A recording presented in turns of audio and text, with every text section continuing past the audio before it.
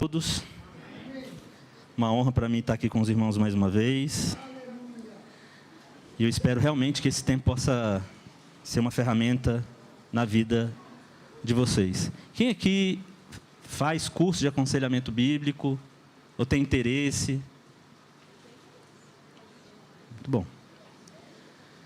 Então, já foi dito aqui que o aconselhamento, embora seja um papel fundamental no serviço pastoral, é importante que você entenda que esse é o trabalho de toda a igreja. Amém? Nós estamos lendo um livro em comum, né? A Igreja Batista Reformada aqui está lendo esse livro nos pequenos grupos, não sei, já terminou? Terminou, Michel? Cultivando uma cultura de cuidado na igreja? Nós estamos lendo esse livro lá também já há algum tempo. E esse livro traz uma perspectiva muito interessante, de que a igreja é a única instituição na história da humanidade que tem autoridade para cuidar da alma das pessoas. E se essa autoridade foi dada à igreja, ela foi dada aos cristãos, e isso inclui você. Isso para aqueles que talvez ainda não tenham se interessado pelo assunto. De certa forma, se você está aqui é porque você se interessa. Pelo menos é o que eu pressuponho. Agora, você que já estuda aconselhamento bíblico, é importante que você se responda uma pergunta hoje. Se você realmente tem o interesse de ajudar as pessoas. Pense bem sobre essa questão. Porque embora um curso de aconselhamento possa trazer muitos insights acerca de alguma percepção que eu possa ter acerca de mim, na minha relação com Deus, ele é uma ferramenta de misericórdia. Amém? E eu acredito que em todo ambiente histórico, nunca se fez tão necessário. Como o pastor André disse ontem, nós estamos aqui para atacar pessoas, amém? Mas nós nunca tivemos uma sociedade tão influenciada pela psicologia, e nós nunca tivemos uma sociedade tão doente. Nós precisamos entender que, como cristãos, nós precisamos resolver a nossa crise de cosmovisão. James Siri vai fazer uma constatação, e a igreja precisa se apegar a ela. Existem cosmovisões diferentes, mas eu não posso ter duas ao mesmo tempo. Então, nós estamos num ambiente onde a perspectiva espiritual, afinal de contas, nós somos a igreja do nosso Senhor Jesus Cristo.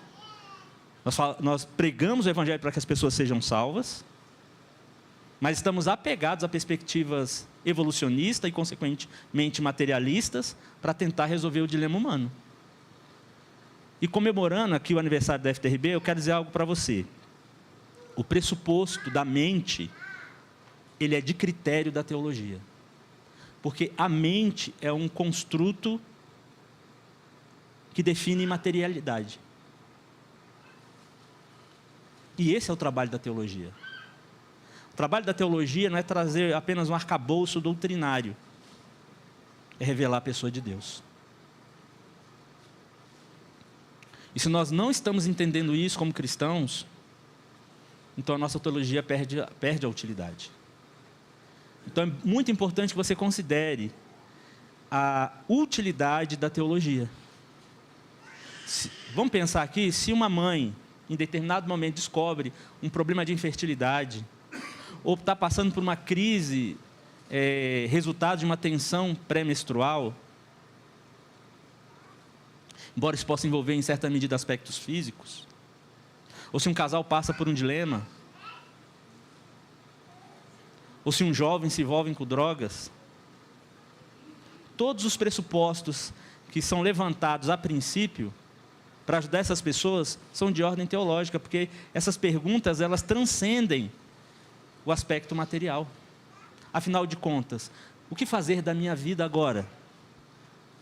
Então, essa minha introdução é para que vocês entendam que o quão rico é um momento como esse. E mais uma vez eu gostaria de parabenizar a Igreja Reformada em Brasília, a Igreja Batista Reformada em Brasília, a FTRB, por esse trabalho. Porque são poucas as igrejas que abrem espaço para um evento como esse, de forma gratuita. Então, eu quero que você entenda o quanto você está sendo abençoado, não pela minha presença, claro, mas pelo pastor Michel, pastor André, pastor Alex, pastor Leonardo. Amém? Então que você se sinta presenteado. E você que estuda teologia, entenda. A sua teologia não pode ser um artigo de gaveta. A nossa teologia precisa ser uma teologia combativa. Amém? É chegado o momento em que o nosso aprendizado não pode ser algo que você simplesmente carrega como um curso da Hotmart. Amém? Você faz, está lá. Com o tempo você nem sabe o porquê você fez aquilo. Não. Teologia é o que a igreja faz. Teologia é o que os cristãos fazem. Amém? Então, meus irmãos, meu trabalho, queria agradecer ao pastor Leonardo, porque ele facilitou muito a minha vida, né? Então, meu papel hoje é trazer questões práticas. E eu vou começar primeiro trazendo a questão do vício, como ele precisa ser interpretado biblicamente, para que então nós possamos trabalhar a questão do vício virtual. Então, popularmente, o vício tem sido definido sob uma perspectiva médica, tratado como uma doença crônica, influenciada por diversos fatores, incluindo genéticos, psicológicos e sociais. No entanto, essa definição tem se mostrado reducionista, pois faz parte de uma visão holística do homem, considerando apenas aspectos materialistas para se definir o vício. Então, nós tivemos aqui com o pastor Leonardo uma consideração muito interessante, quando ele coloca a perspectiva do vício como algo de ordem imanente. Amém? Como algo que está diretamente ligado às experiências humanas. E por experiência humana, meus irmãos, nós poderíamos pontuar coisas inumeráveis. E nós hoje vivemos um contexto onde, por influência do ambiente psicológico, onde as doenças são confundidas com comportamento. Então, o DSM nada mais é do que um catálogo de comportamentos humanos. E quando você vai lá ver que o vício, nas suas mais variadas expressões, ele está sendo tratado como doença. E esse é um grave erro. Eu e o pastor André estamos há anos em casas de recuperação, e nós temos uma constatação: nenhum homem que não se converter de fato será liberto do vício de drogas. Eu posso falar isso porque eu sou ex-viciado em cocaína, sou ex-viciado em pornografia. Eu não vou, né, porque, né, não parece que a gente está num culto pentecostal, né? Não, mas eu posso afirmar para vocês que todo o ambiente de transformação que eu vivi de maneira pessoal não aconteceu porque eu tomei um remédio ou porque eu conversei com um psicólogo. Nesse aspecto, a experiência, ela deixa de ser subjetiva, porque nós temos a nossa própria experiência, mas antes, a Bíblia trata da experiência desses personagens, para nos trazer de maneira clara o quanto o aspecto da transformação é uma realidade possível por meio da nossa relação com uma pessoa de Deus. Amém? Então, primeiro a gente precisa considerar, repensar a questão do vício. Como nós vimos, interpretar o vício como doença é um erro horrível e vai dificultar significativamente o tratamento da pessoa. É uma visão reducionista, limitada, materialista. Amém? Eu queria que você pensasse sobre o aspecto da dependência. O ser humano, segundo o Dr. Wadislau, que o homem foi criado um ser dependente. Dr. Wadislau Gomes tenta traçar uma definição um pouco mais aprofundada sobre a antropologia bíblica. E ele nos traz esse aspecto muito significativo para nós interpretarmos o ser humano. O ser humano, sobretudo, é criado dependente. Amém? E o ser humano é criado dependente de algo, conforme a confissão de fé de Westminster. O homem não foi criado para si mesmo, o homem não foi criado para se satisfazer, o homem não foi criado para se autorrealizar. E todas as vezes que ele entra nessa dinâmica para definir sua experiência, como o pastor Leonardo nos apresentou aqui, ele entra numa dinâmica idólatra. E por isso que toda ideologia, toda filosofia é uma busca por salvação.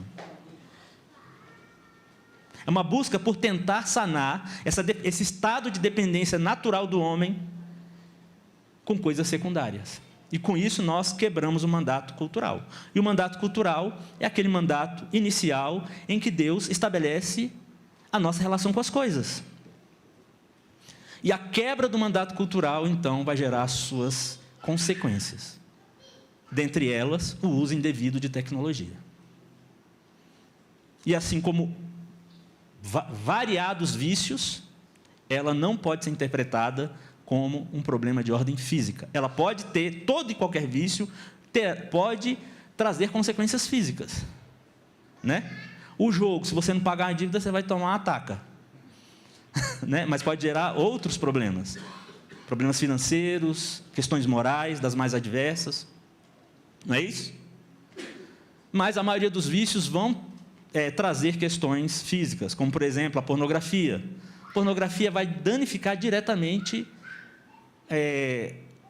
vai trazer um dano neurológico perceptível em exame. Embora as pessoas banalizem a questão da pornografia e a tratem apenas como um problema moral, mas ela vai trazer um dano pior do que o da cocaína.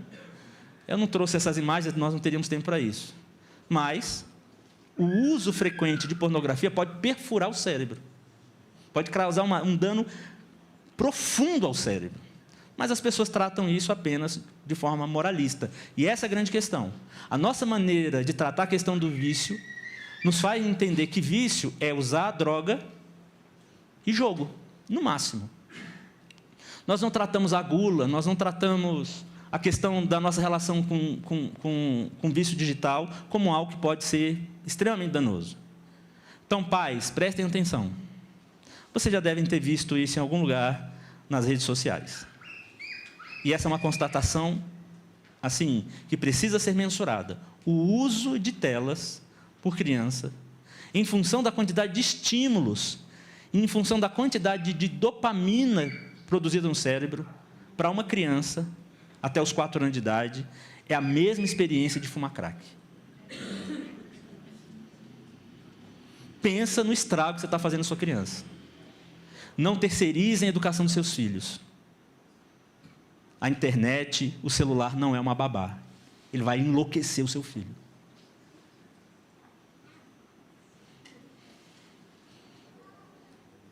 Amém?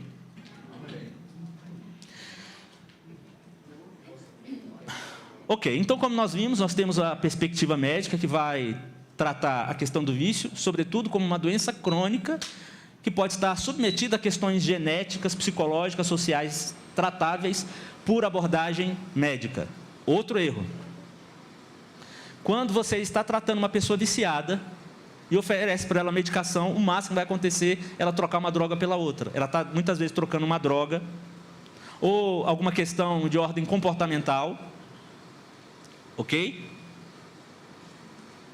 Ela está trocando um vício pelo outro. Então entenda, nós não estamos aqui para endemonizar a medicalização. Eu tenho aconselhandos que fazem uso de medicação por questões biológicas, ok? Mas há um marcador biológico informando a necessidade daquela medicação.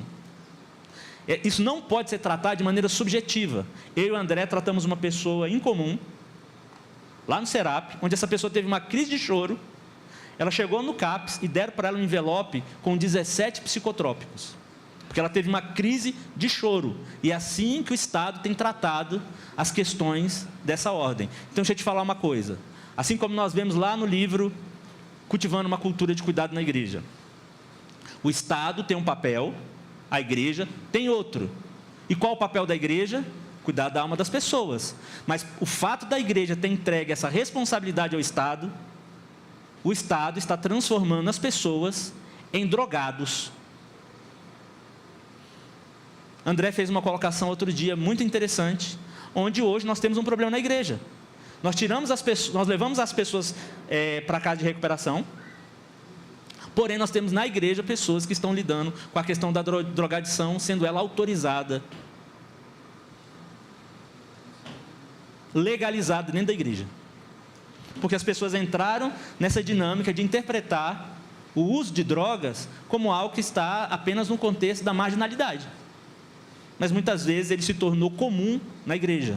Então entenda, nenhuma medicação, meus irmãos, é diferente. Ela é... Sabe que você vai lá na farmácia, está escrito drogaria? Você já entendeu o porquê? Pois é. Mas nós não lidamos com isso fazendo as devidas considerações. Há um mercado que cria doenças, dentre elas o vício. Então, o vício, ele pode ter influências sociológicas? Pode, mas ela não é determinante. Agora, dizer que o vício tem questões psicológicas e genéticas, esse é um falso viés. Quando eu digo questões sociais, é que, de fato, você, como eu, pode ter nascido numa quebrada, e lá o uso de droga é comum. E porque é comum, você teve acesso. Mas essa foi uma decisão sua. Amém? Outra questão que é imputada ao usuário de drogas. Ah, meu pai usava, então isso passou para mim geneticamente. Não. Pecado é uma coisa que se aprende. Ok? Uma hora, talvez numa outra oportunidade. O comportamento esquizofrênico é algo que se aprende. Né? Às vezes você vai... Não existe nenhuma prova biológica, por exemplo, que a esquizofrenia é passada geneticamente. Isso é um falso viés.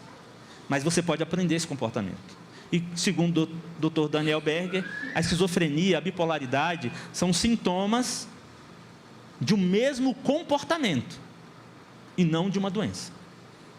Quando você vai ver lá o DSM, você vai ter dificuldade para diferenciar uma da outra, inclusive. E esse é o jogo. Você vai ver lá 50 doenças com 99,9% dos mesmos sintomas. E eles só mudam o nome. E o vício é uma dessas. Amém? A perspectiva bíblica, de maneira clara, trata a argumentação de que componentes biológicos... E a perspectiva bíblica também trata, de que ela não é nada mais, nada menos do que resultado das nossas escolhas pessoais, comportamentos aprendidos e por influências ambientais. Como eu disse, questões sociais podem servir como uma influência para o vício. Por exemplo, não é o seu caso, André, tá? Apesar de você estar gordinho. É um gordinho saudável. O hábito alimentar dos pais pode levar uma criança a desenvolver obesidade. A gula, né? A gente brinca com isso, mas o seu corpo te pertence? Você acha que você pode fazer o que você quiser com o seu corpo?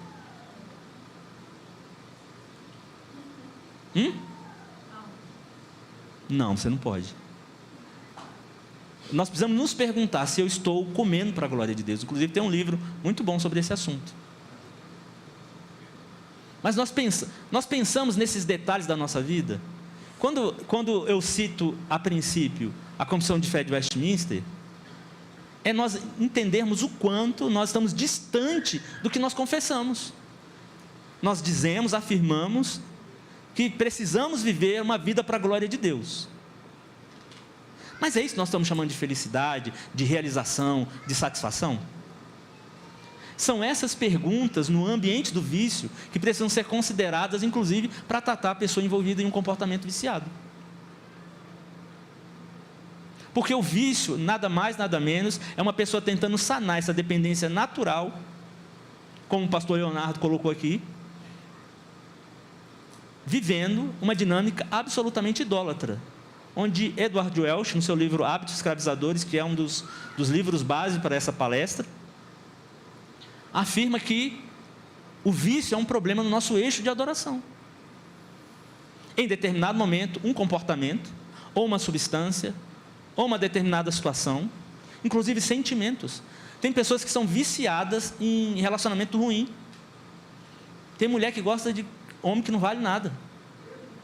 Dedo podre.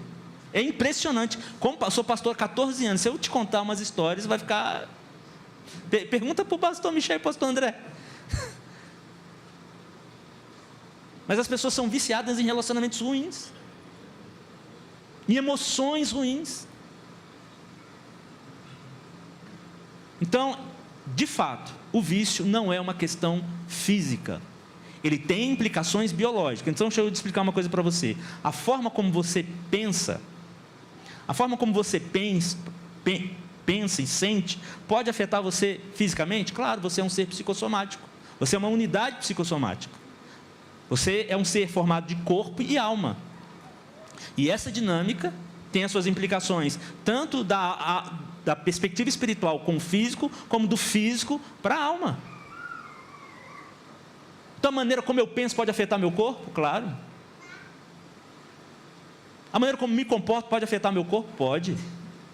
Assim como fazer o uso de uma substância ou de qualquer outra coisa de maneira indevida que quebre o mandato cultural, lhe trará consequências porque você está em pecado. E o salário do pecado é a morte. Essa lógica bíblica deve nos informar o quão mais significativa é a afirmação de que o vício não é uma doença, e sim pecado. Um outro aspecto no vício, que tantas vezes vai ser argumentado, é a questão da compulsão. Vamos ler esse textinho aqui. Biblicamente, o pecado, muitas vezes, é descrito em termos que lembram o vício, como uma força que escraviza. Eu não vou ler todas as passagens, então anotem, amém? Nós não vamos ter tempo para isso, mas fiquem à vontade. Ela nos traz essa perspectiva de que ela é uma força que escraviza. E de fato, porém, a compulsão frequentemente vista como um impulso irresistível, que pode ser comparado ao cativeiro, descrito por Paulo em Romanos 7:23. Porém, a teologia reformada enfatiza que enquanto afetados pelo pecado, seres humanos ainda possuem responsabilidade pessoal. Então, por mais que você esteja envolvido em um comportamento pecaminoso, por mais que você esteja envolvido em um vício, você está lá porque você quer. É uma decisão sua. Você não peca sem querer. Tiago vai nos dizer que o pecado é como um estado de gravidez. Você está engravidado do pecado. Até que em determinado momento, ele vem à luz. O meu pecado não é um espirro. Sabe por que eu posso dizer isso? Porque eu fui usuário. E eu lembro exatamente do meu comportamento. Ninguém me levou à boca de fumo, eu fui lá. Foi uma decisão minha. Então, a forma como você lida com o ambiente digital é uma escolha sua. É uma decisão sua. Se dobrar diante de um ídolo é a decisão do adorador. Precisa ser decisão dele. Porque senão não seria adoração. Porque senão não seria uma entrega.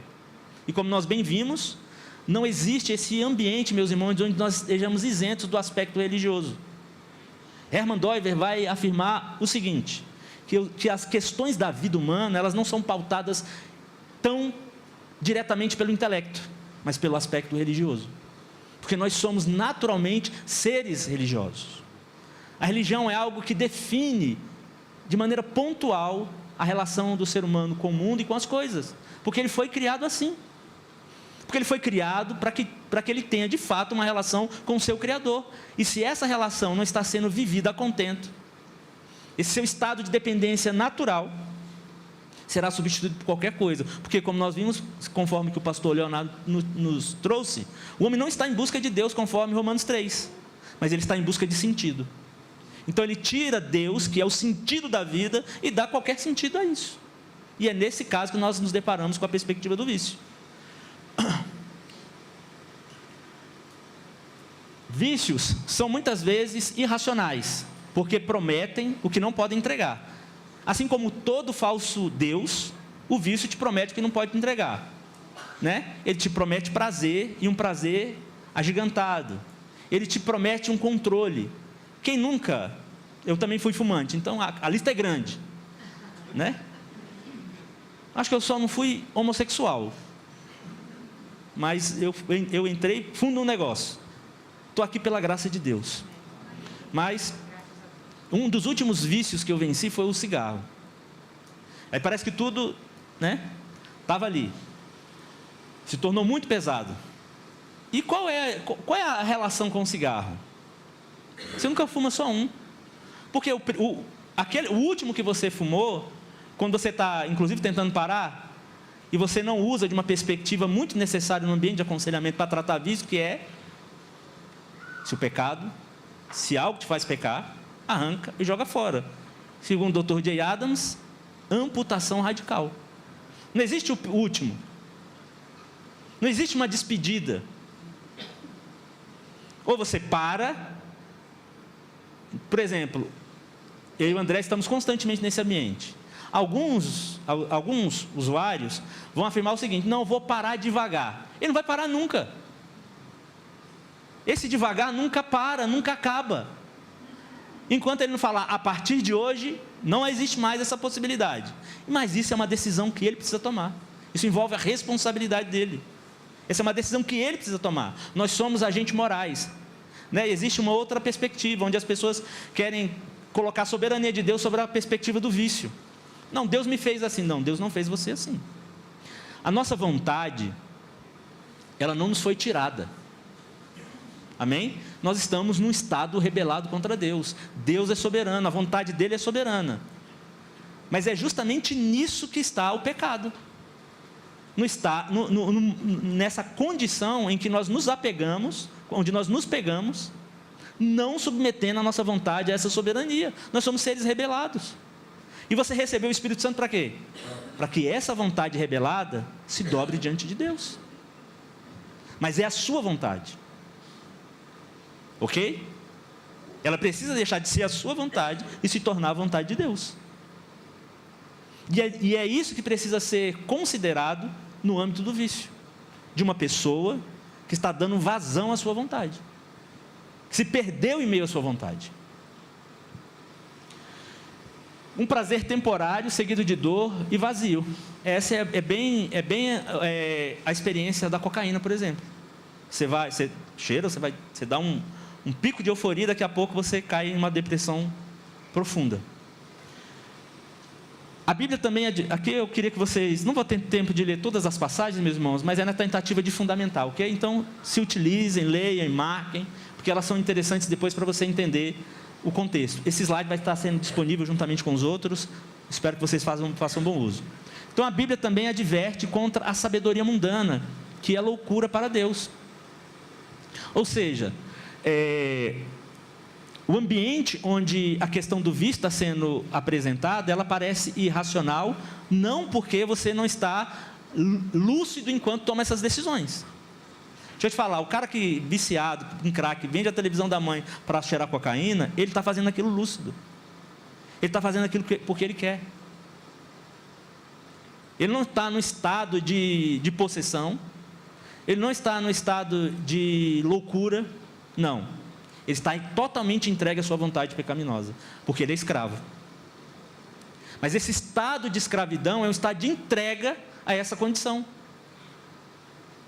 Na mesma perspectiva em que você se entrega a Cristo, para ser escravo de Cristo, conforme Paulo se identifica, é a mesma questão sobre as outras coisas. Por quê? Porque o seu eixo de adoração foi quebrado.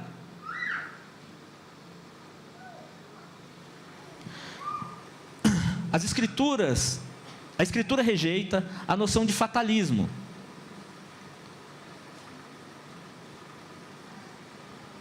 Que o indivíduo está completamente controlado por forças externas. Não, meus irmãos.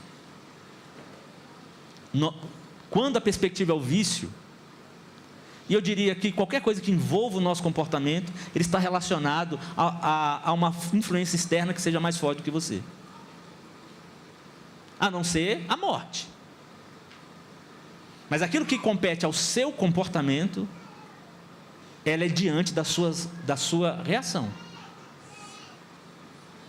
Como você reage diante daquilo que você deseja? O desejo é pecado? Mas será que você deveria estar desejando qualquer coisa? Que coisas eu desejo? Que coisas eu amo enquanto eu amo meu Deus? Que coisas eu desejo sabendo que eu sou eleito? Sabendo que o Espírito Santo habita em mim? E eu trato nesses termos porque o aconselhamento bíblico, meu irmão, é uma prática da igreja de nosso Senhor Jesus Cristo. É por isso que essas verdades não vão encontrar acolhimento no coração de uma pessoa ímpia. Mas muitas vezes nós dispensamos o recurso que nós recebemos. Nós falamos do Espírito Santo como se ele fosse um artigo de gaveta. Como se ele não tivesse utilidade nenhuma. Ou como se ele fosse para a gente curtir uma onda. É como se a gente pudesse ter com o Espírito Santo uma experiência toxicomaníaca. Eu quero curtir uma onda. Teve uma época aí que eu vou para a igreja, para quê? Vou dar uma fritada. Vou dar uma chapada, isso aí. Pelo amor de Deus. É assim que as pessoas tratam o Espírito Santo. Como se ele não fosse Deus. Como se ele pudesse me proporcionar uma experiência toxicomaníaca. E não uma experiência de transformação, de capacitação espiritual, de paramentação espiritual.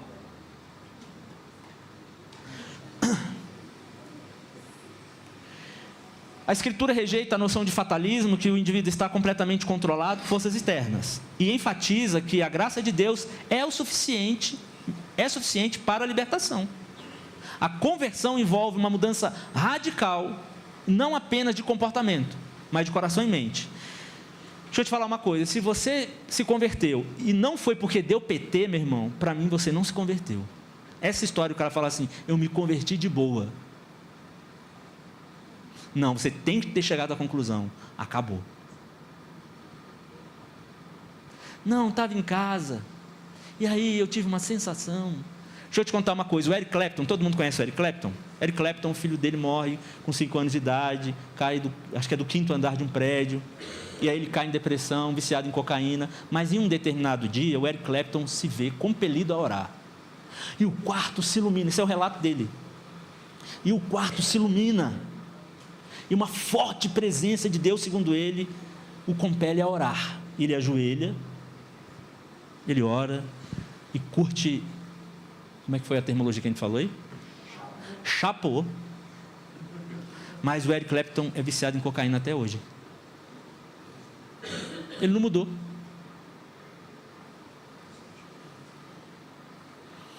Entenda, se você estiver condicionando sua conversão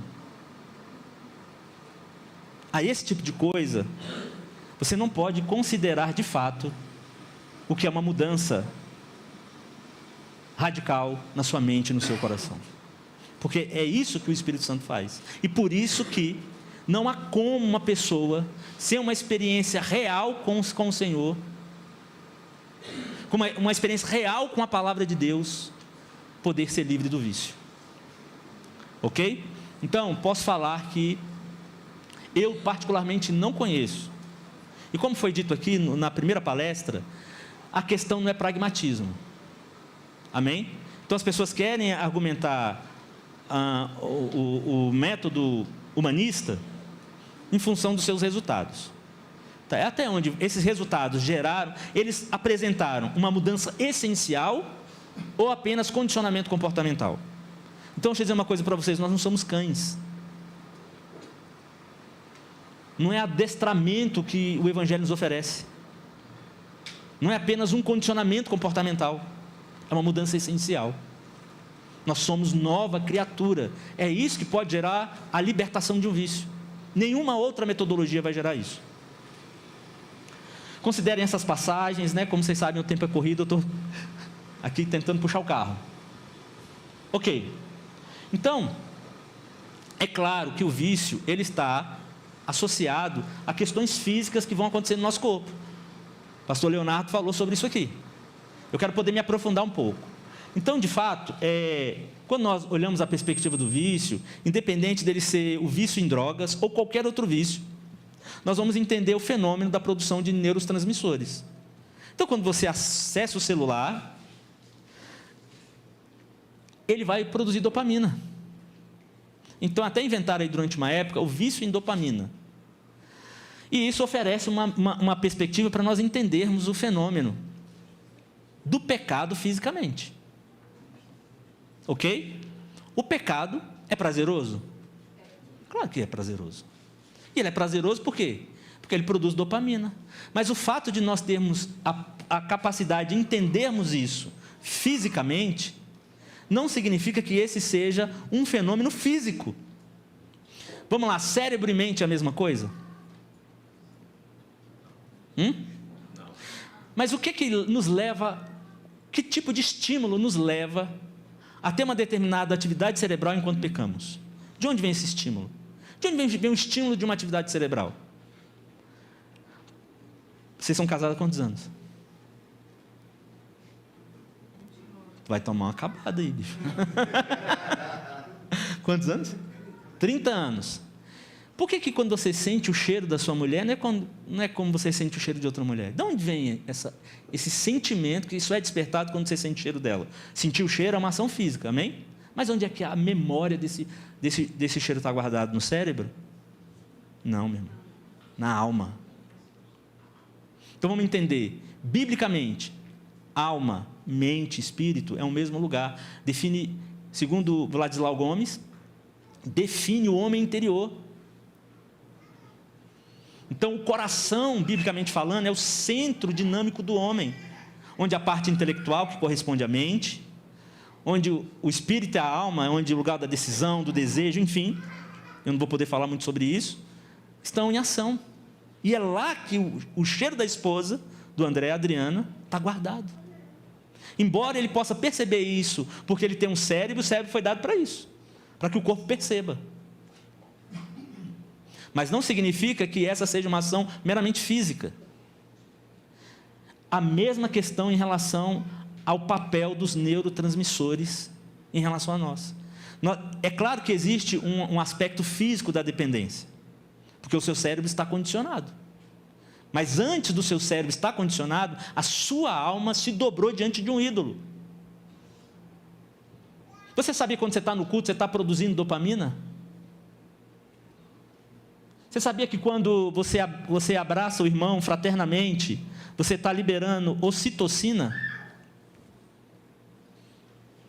Você só se sente agradável perto de alguém porque vocês trocam esse neurotransmissor, que é expelido pelo suor.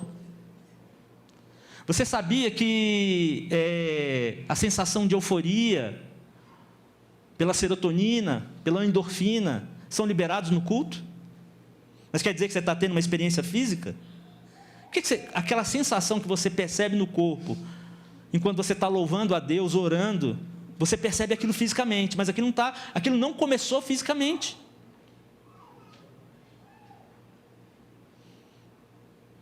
Você é viciado em Deus? Você é viciado em Deus. Mas nesse caso o vício não é pecado. Amém? Mas enfim, isso aqui é só para a gente entender. Entendendo essa mecânica, o que a gente descobre? Que o fato de nós entendermos essa mecânica só nos explica o quê? O pecado não é fisicamente compreendido, é o quê? Nós masturbando o cérebro. Então, quando você entra no vício, vamos pensar no vício virtual. Toda hora você está lá, um clique, toda hora um clique, toda hora um clique, toda hora um clique, tipo, na timeline. E aquilo vai te dando pequenas doses, né?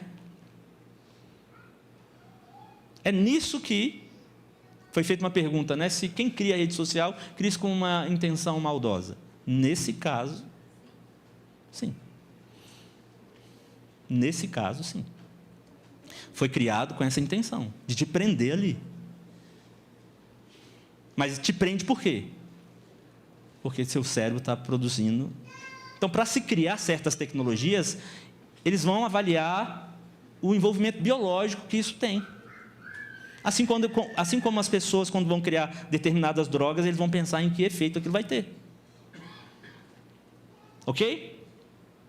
Então, a amplitude dos vícios. A abrangência dos vícios tem aumentado radicalmente, incluindo substâncias e comportamentos viciantes, tais como álcool, cocaína, chocolate. Nunca mais se autodetermine um chocólatra, pelo amor de Deus. Porque se você está em pecado. Né? A gente considera, não, está exagerando. Aí você fala do alcoólatra, mas você é viciado em café. Pecado. Não é pecado tomar café, mas é pecado ser viciado em café.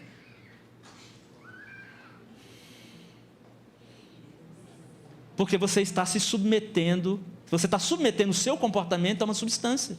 Então você não é a mesma pessoa sem o café. Foi dito aqui pelo pastor Leonardo. Quando você tem essa relação com a pessoa, onde você se torna um com a pessoa, ele se tornou o seu Deus.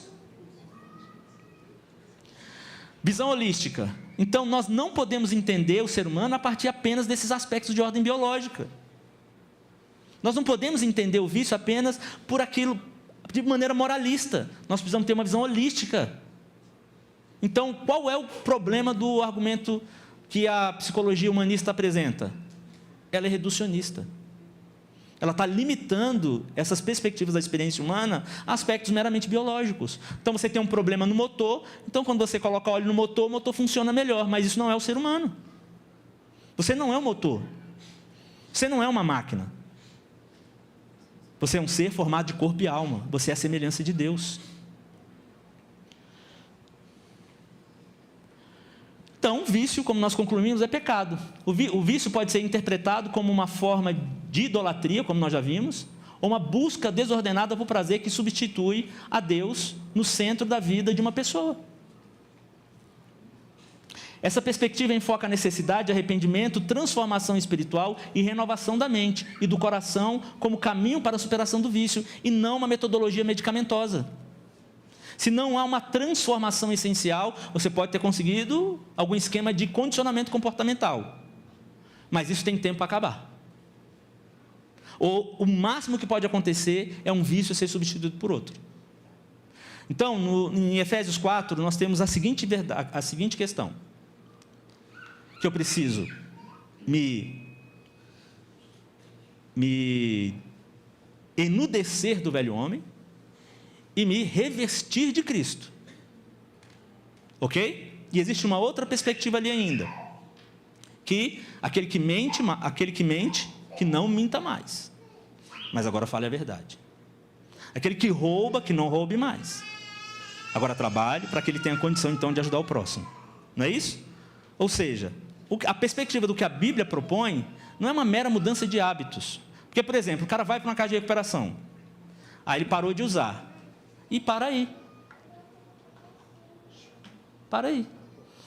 Não basta você sair de um mau hábito e simplesmente parar o mau hábito. Ele tem que ser substituído por uma ação piedosa. É isso que a conversão promove. E não uma mera mudança de hábitos. Ok? Então nós vemos dentro de uma perspectiva bíblica e prática o que o Evangelho está fazendo. Amém? Então, dentro dessa perspectiva, onde o dilema entre o fato de se vício é doença ou não, o que nós deveríamos considerar? Eu já até dei um insight aqui. Mente e cérebro não é a mesma coisa. Então, para a gente falar de doença mental, inclusive, é muito complexo. Porque se é mental, não pode ser doença. Por quê? Porque doença envolve uma perspectiva física, embora nós carregamos o que a OMS tem chamado de doença. Então, o que a OMS vai chamar de doença? Se você não está no seu ápice da sua condição física, social, financeira, então está todo mundo doente. Tem alguém rico aqui? Está o rico? Michel, está rico? Menino não dá problema não? Hã? Não tem um BO em casa? Eles estão falando isso. Se você tiver se você tiver uma fatura não paga, você está doente. Se furou o seu pneu e você teve um momento de impaciência, você está doente. Então o que eles querem dizer? Tipo assim, que nós estamos oferecendo o que Hitler acreditava, baseado no pensamento nietzschiano. O problema do ser humano é a emoção. Se a gente tira a emoção do ser humano, acabou o problema. Agora nós podemos evoluir. Porque matar envolve emoção, mas se a gente tira isso das pessoas, se a gente acaba com esse dilema, o problema está resolvido, o progresso vai ser incontrolável. Mas é isso que a perspectiva medicamentosa quer propor a nós todos os dias e nós aceitamos. É surpreendente você ver igrejas ditas reformadas dizendo o seguinte: não, tem que ter uma opção para o cara que não é crente. Não, meu irmão, não tem uma opção, não tem uma alternativa. Jesus Cristo não morreu para deixar uma segunda hipótese, para deixar uma segunda via.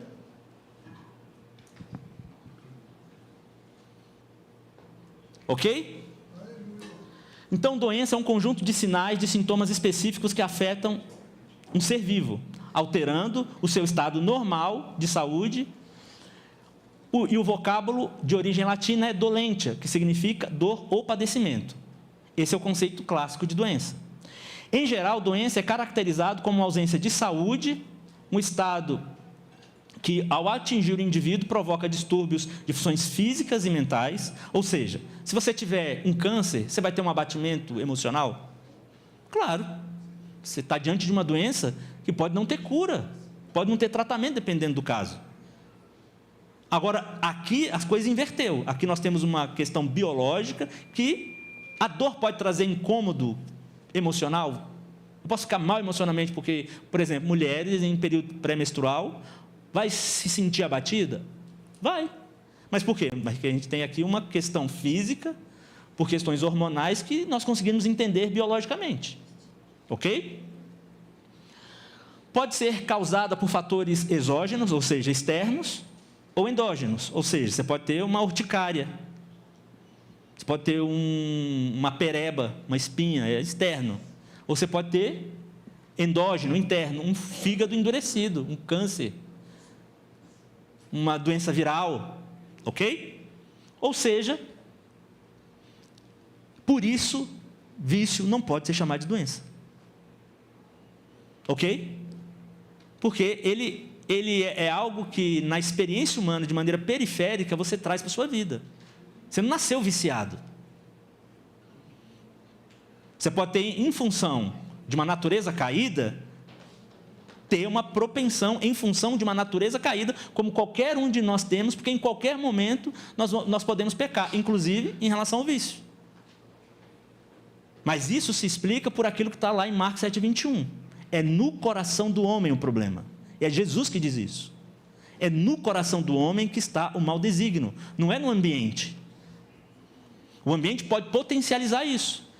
Uma sociedade idólatra, envolvido com um homem idólatra. Uma sociedade caída, um homem caído, isso é alavancado. Ok? Então, mente é um conceito complexo que vai além do cérebro, como nós já comentamos. Enquanto o cérebro é um órgão físico, a mente envolve processos cognitivos, emocionais, espirituais, que não podem ser completamente explicados pela biologia. A biologia não pode explicar o porquê você sente certas coisas. A biologia não pode explicar o porquê você... Ela pode explicar fisicamente o que acontece no seu cérebro, mas ela não pode explicar o que isso significa para você. Embora a mente e cérebro estejam intimamente relacionadas, então entenda, mente imaterial se utiliza do cérebro material para que nós percebamos essa experiência. Ok? Responsabilidade e escolha é o que vai envolver a perspectiva do vício. Responsabilidade pessoal. A visão bíblica ressalta a responsabilidade pessoal e a capacidade de escolha do indivíduo em relação ao seu comportamento viciante. Foi uma decisão sua, você se envolveu naquele comportamento, você se envolveu no uso de uma substância ou de qualquer outra coisa que possa viciar, porque foi uma decisão sua. O vício é uma questão da vontade e escolhas, em vez de uma condição médica involuntária, enfatizando a importância da compreensão do vício como um comportamento. Ou seja, é um comportamento, porém, ele não é involuntário. Então, a questão da compulsão é um construto inválido. Porque o que a compulsão sugere? Que a pessoa está tomada por uma força e ela perdeu completamente o controle. Mentira. Sabe por que eu posso dizer que é mentira? Porque eu fui viciado em cocaína. E eu podia dizer não, tanto é que eu não sou mais viciado. E ninguém colocou a mão na minha cabeça, eu não usei nenhuma outra droga. Não, foi esse livro que me libertou. Características do vício. O vício é caracterizado por um padrão de comportamento repetitivo que busca recompensas imediatas, apesar de suas consequências negativas. Então, quando a gente está falando, por exemplo, de ídolos do coração, do que a gente está falando? A gente está falando dos gatilhos. E que gatilhos são esses? Então, o ídolo não é a substância. O ídolo é o sentimento que a pessoa tenta satisfazer enquanto usa aquela substância. Ou que tipo de sentimento ela quer satisfazer enquanto ela come exacerbadamente, ou enquanto ela bebe exacerbadamente, ou enquanto ela fofoca. Sabia que tem gente viciada em fofoca? Entende como a questão do vício ela está mais presente na nossa experiência e de maneira, às vezes, não tão óbvia, por conta do nosso moralismo. Diferenças claras se distinguem da doença, que são involuntárias e muitas vezes fora de controle da pessoa, enfatizando a compreensão do vício como uma questão da vontade e da sua escolha. Então, conclusão aqui sobre a questão do vício. Ele precisa ser interpretado de maneira holística, ou seja, eu não posso considerar apenas aspectos de ordem reducionista, ou a perspectiva naturalista, ou mediante a perspectivas que envolvem apenas questões comportamentais visíveis. Isso vai além, isso é de ordem espiritual. Amém? Entender o vício numa visão holística do ser humano, considerando não apenas aspectos físicos, mas também materiais que definem o homem como um ser espiritual formado por corpo e alma. Responsabilidade pessoal. A visão bíblica ressalta a responsabilidade pessoal e a capacidade de escolha do indivíduo em relação ao seu comportamento viciante. O que está influenciando o vício não são aspectos ambientais, ok? Mas a vontade da pessoa. E a única coisa capaz para tratar o vício é, de fato, arrependimento e a graça de Deus. Não existe qualquer possibilidade de uma libertação integral, senão pela obra de Jesus Cristo. Aleluia. E aí vamos entrar aqui rapidinho na questão digital. Ok? Uma coisa interessante, né? Tem uma termologia, inclusive, já para determinar o vício digital, que é a nomofobia. É um termo coloquial derivado da expressão nobile phone, ou seja, nobile, que é nobile, perdão, não falo inglês, tá, gente? E fobia, ou seja, se refere ao medo irracional de ficar sem acesso de celular ou tecnologia móvel. Apesar de não estar listado especificamente no Manual Diagnóstico Estatístico de Transtornos Mentais, o DSM, a nomofobia pode ser considerada sobre aspectos de fobias específicas, ou seja, eles estão tratando uma coisa, embora ela não esteja catalogada, não tenha estudado o suficiente, mas porque existe esse construto lá no DSM, eu já falei aqui algumas vezes, né? Você vai abrir o DSM, o que você vai encontrar lá? Síndrome desconhecida. Sabe o que é mais interessante? Tem um remédio para síndrome desconhecida. Né? E é mais ou menos isso aqui que essa termologia é fobias específicas, pode ser qualquer coisa. Pode ser qualquer coisa. Eu já vi uma pessoa que tinha medo de laranja. A laranja não tem aquela casca furadinha? Ela tinha medo de batata. A batata não tem aqueles olhinhos, então aquilo trazia ela uma sensação fóbica. E ela tomava remédio controlado por conta disso. Não estou brincando não, gente, é real.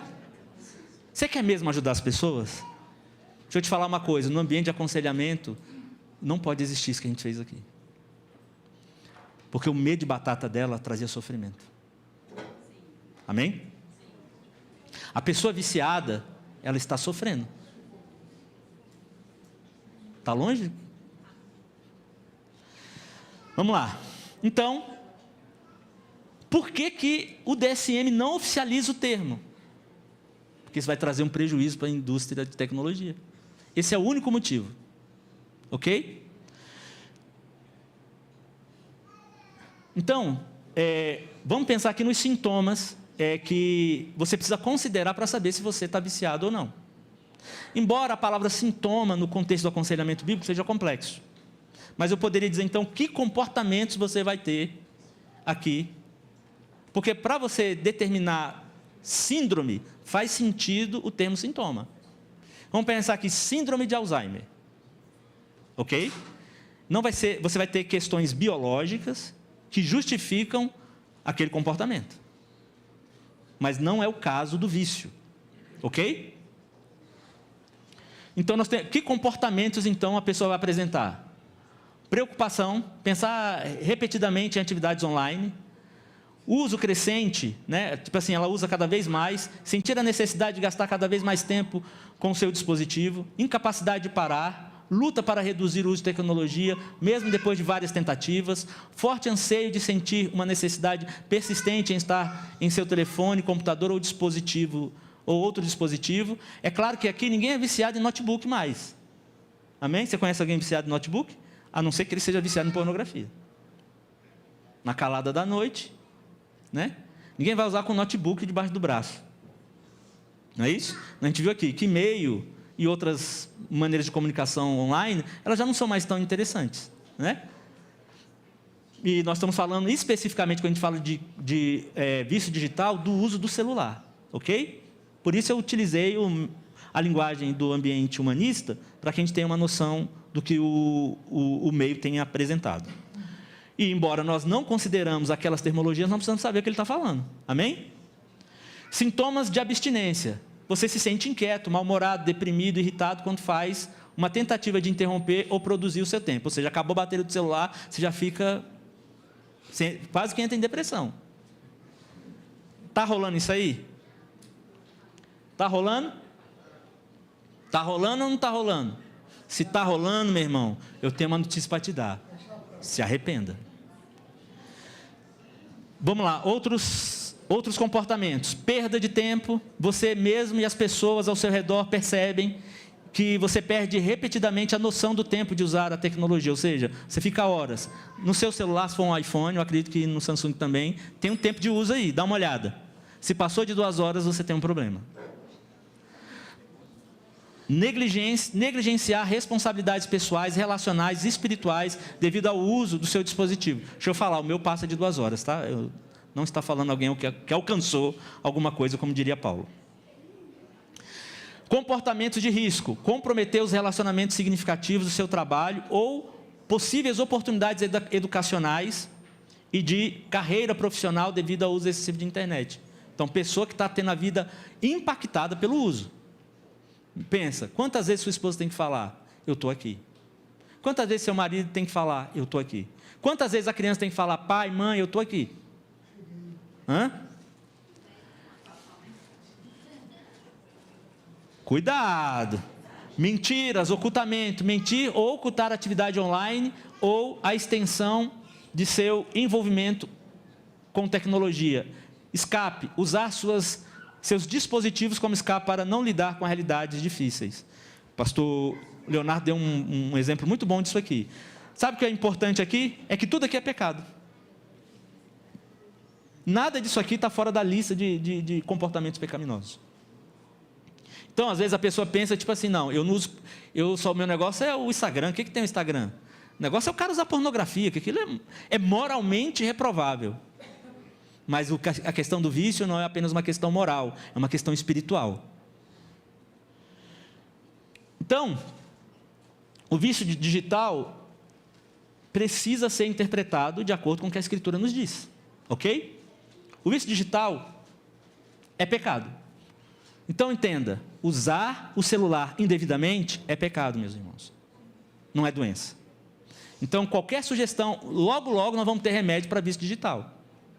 Se nos Estados Unidos nós temos centro de saúde, tipo assim, um hospício,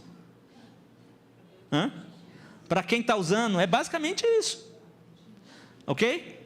Para a pessoa ter que se recolher para poder regular o uso dela de internet, essas pessoas estão sendo medicadas lá, você pode ter certeza, ok?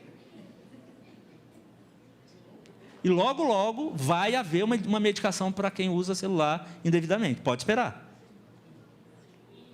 É claro que o DSM vai resolver o problema com um ambiente mercadológico e aí a questão está resolvida.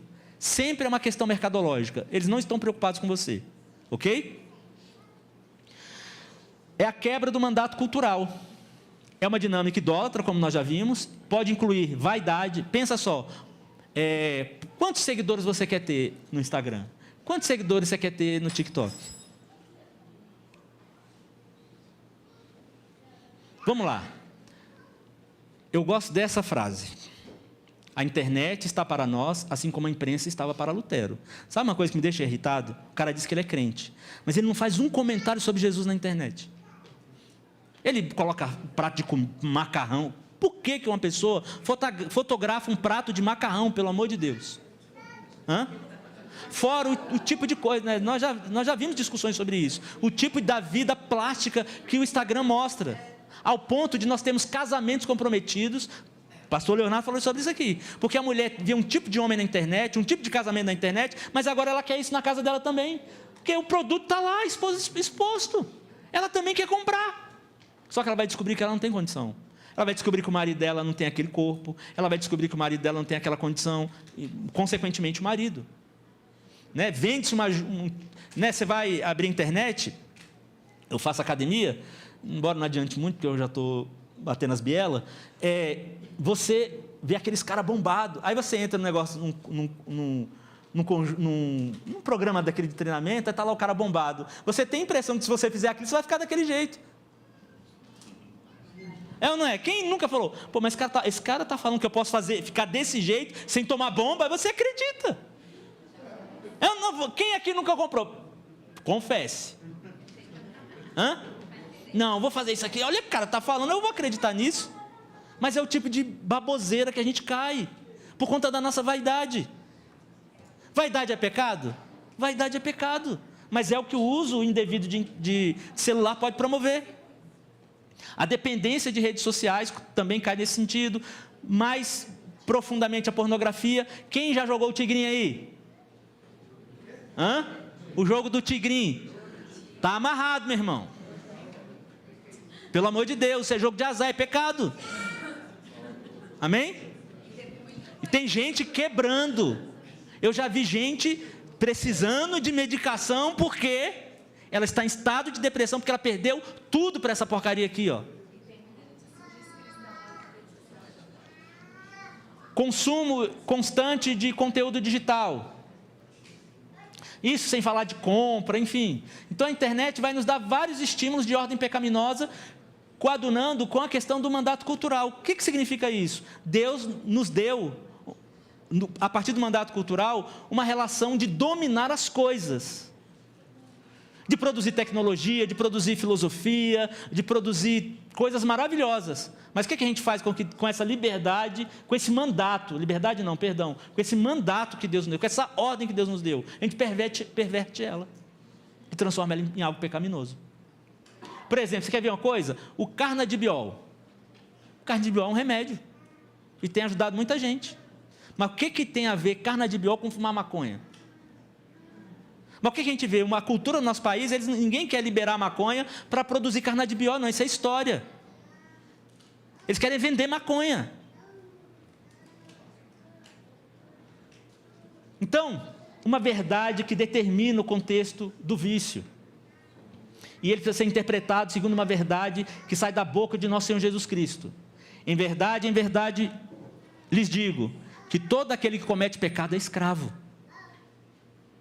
Essa é a realidade sobre o vício. É um estado de escravidão, e é um estado de escravidão espiritual e, consequentemente, físico. O escravo não fica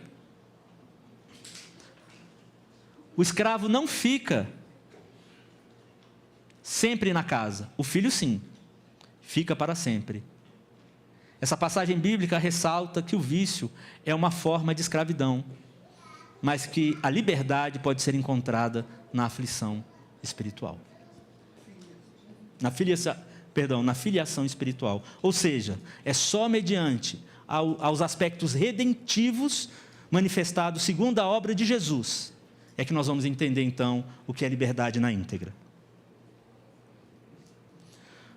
Então, de maneira clara, seja em qualquer dinâmica do vício, a transformação espiritual, através do arrependimento e da graça de Deus, o indivíduo encontrará a libertação do poder do pecado e do vício. Não existe uma outra metodologia. Ok? Eu já disse outras vezes aqui, né?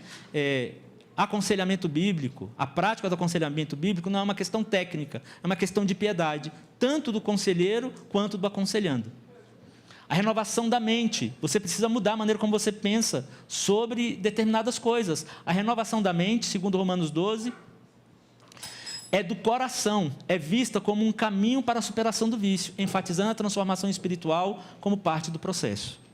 Então entenda, se você não mudar a maneira como você se relaciona com as coisas, e a mudança com a qual você se relaciona com as coisas, é uma mudança de pensamento.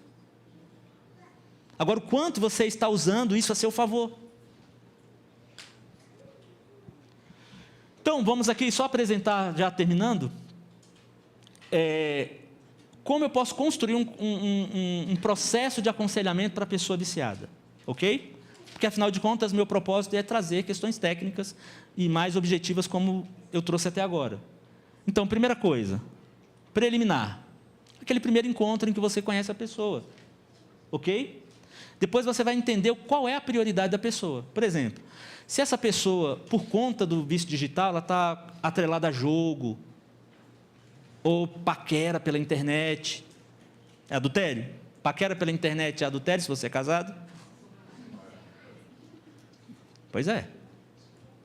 Tem gente que acha que não, pô. Não aconteceu. Não, mas você pensou, segundo Jesus, segundo a lei, você já adulterou. E você vai dar prosseguimento.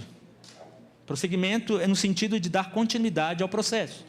Eu estou resumindo ao máximo, tá, gente? Depois você precisa desenvolver uma relação de empatia com essa pessoa. Você precisa olhar para essa pessoa de maneira piedosa. Ela está sofrendo. Ela não chegou ali por acaso. Ela não está lá porque aquilo é divertido. Amém? Ela está sofrendo. Você precisa se colocar no lugar daquela pessoa. Segunda questão, acolhimento. Essa pessoa precisa entender que você está ali com ela. Você abraçou a história dela, ok? Por mais que possa parecer boba essa questão, para algumas pessoas isso aqui é uma questão boba, por conta do nosso moralismo. Mas como nós vimos aqui, isso pode trazer um dano horrível à vida da pessoa. E independente do contexto do aconselhamento, essa pessoa precisa ser tratada com respeito, ok? E com sinceridade, você vai falar a verdade para ela. Agora a questão é se você vai falar essa verdade de maneira sincera, mas não se utilizando de uma sinceridade rude. Não, nós falamos a verdade em amor. E aí sim você parte para os aspectos mais técnicos do aconselhamento bíblico. Coleta de dados, onde você vai reunir todas as informações sobre o contexto, interpretar esses dados biblicamente, e aí então você vai instruir essa pessoa. Ali ainda ficou faltando tarefa, tá? Vamos só entender um pouquinho melhor como isso se dá na prática. Coleta de dados. Faça perguntas abertas. Perguntas abertas são aquelas que não podem ser respondidas com um sim ou com não. Por exemplo, você faz uso de internet? A pessoa não disse nada. Agora, quando você pergunta qual é a sua relação com a internet, não tem como ele responder sim ou não, amém? Interpretação de dados. Analise os dados biblicamente. Então, pense só. Aí onde a sua teologia, meu irmão, precisa estar afiada.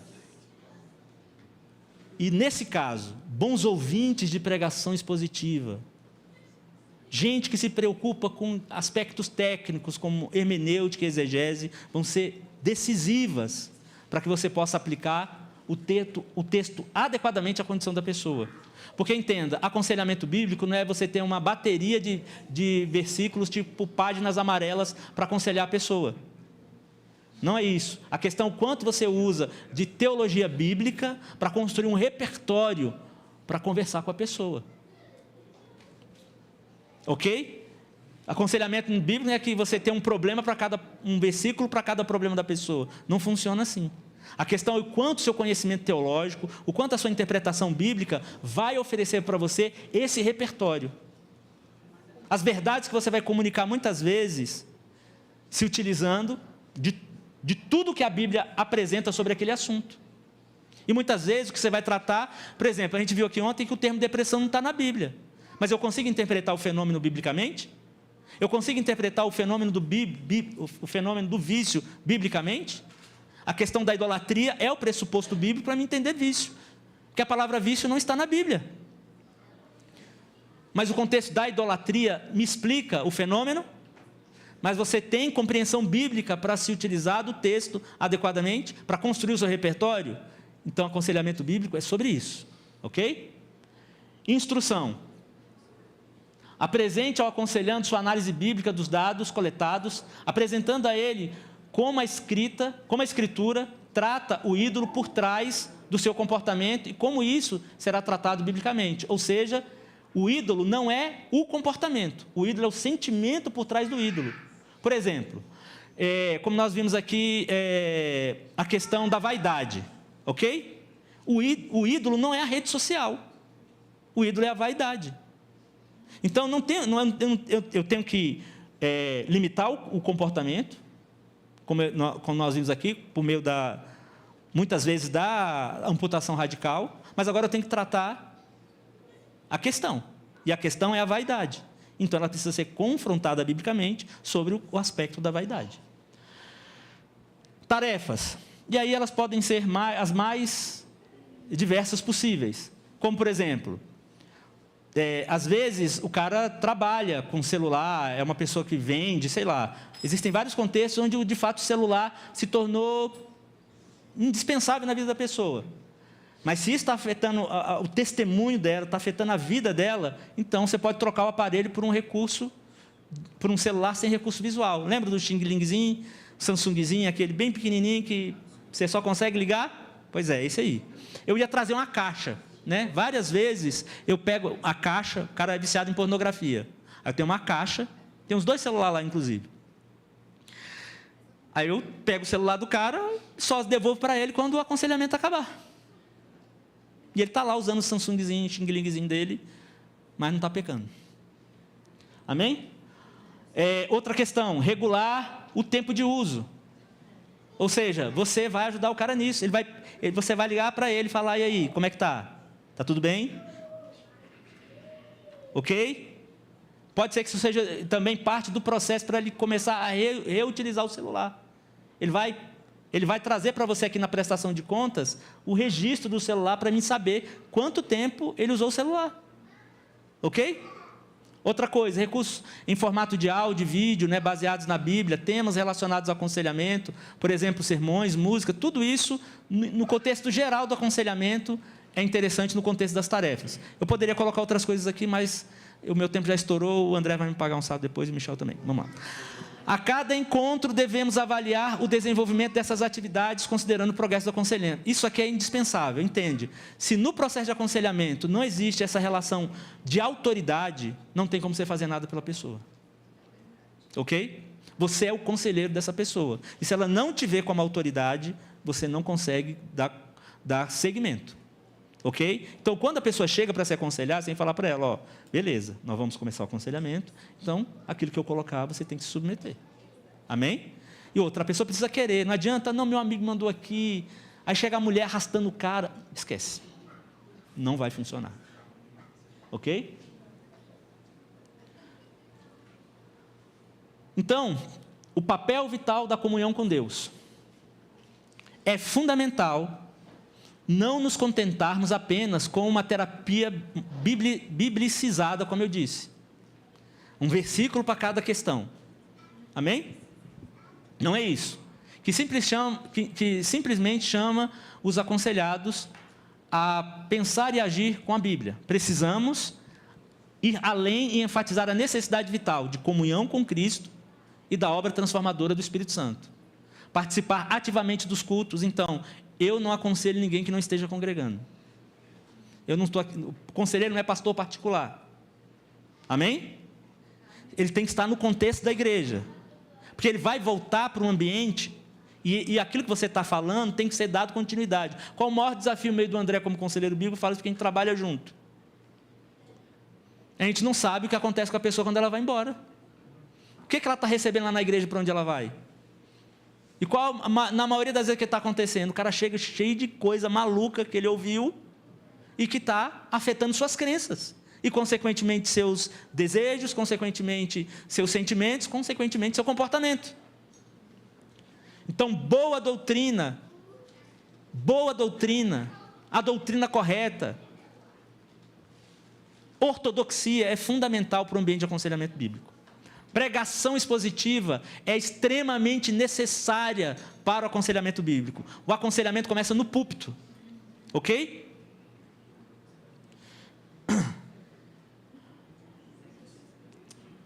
Já me boicotaram aqui. Gente, só falta um slide, estou terminando. André, tenha paciência com seu irmão.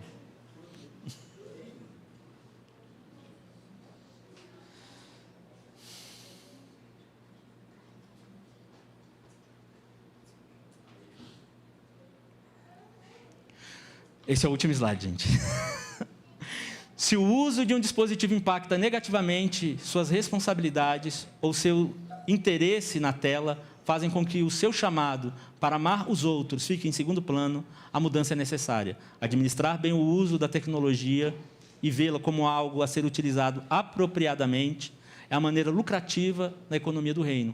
Porque o uso de internet pode ser uma bênção para o reino de Deus? A gente sabe que sim.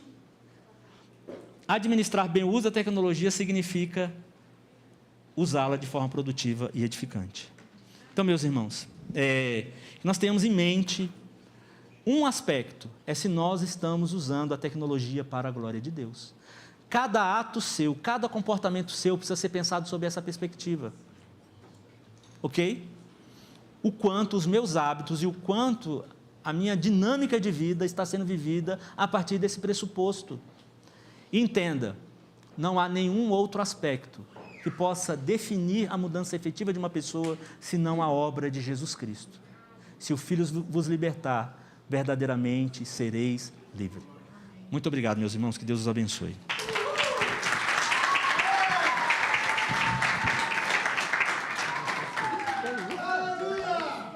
Pessoal, vamos ficar de pé, vamos orar. Que bênção, estamos finalizando. Pastor Michel, algo a falar? Tranquilo?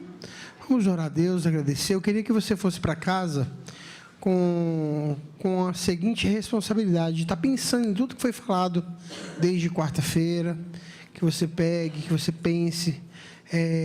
Eu quero te encorajar a pegar novamente os vídeos, né, que foram gravados, está no canal da faculdade, e dá uma papirada lá, assista, né? Não é pecado assistir os vídeos lá, não. Pode assistir à vontade, anotar, tem os nossos telefones aí, fiquem à vontade, nos procurem.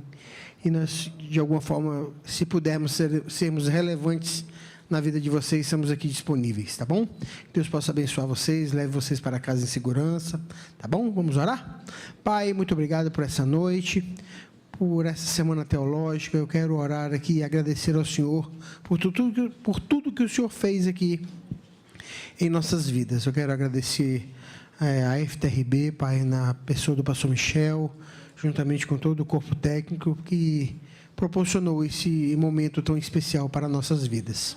Pai, eu quero louvar o Senhor, quero agradecer ao Senhor, porque o Senhor foi o centro de tudo o que aconteceu aqui, e nós te louvamos por isso. Nessa hora nós te louvamos, te agradecemos. Leva-nos para casa em segurança e que possamos, Pai, de alguma forma, com tudo que aprendemos, sermos relevantes e uma bênção na vida dos nossos irmãos, amigos, familiares e que nos cercam. Nos leve em segurança em nome de Jesus. Oramos, todos digam amém. Deus abençoe, está terminado.